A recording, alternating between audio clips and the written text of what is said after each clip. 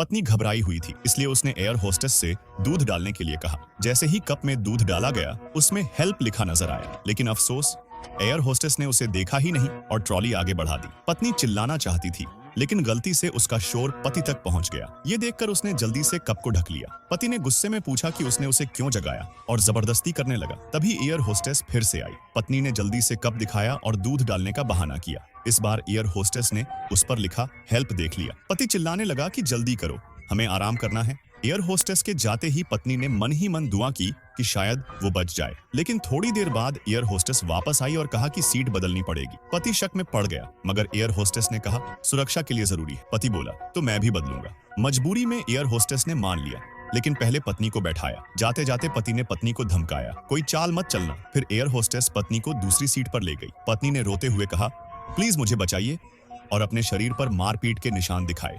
ये देखकर air hostess दंग रह गई और उसे छिपाने का फैसला किया। उधर पति उसे ढूंढने लगा। रास्ते में वेटर ने रोका, लेकिन अचानक उसने एक महिला को टोपी में छुपा देखा और टोपी खींच ली, मगर वो पत्नी नहीं बल्कि एक आदमी निकला।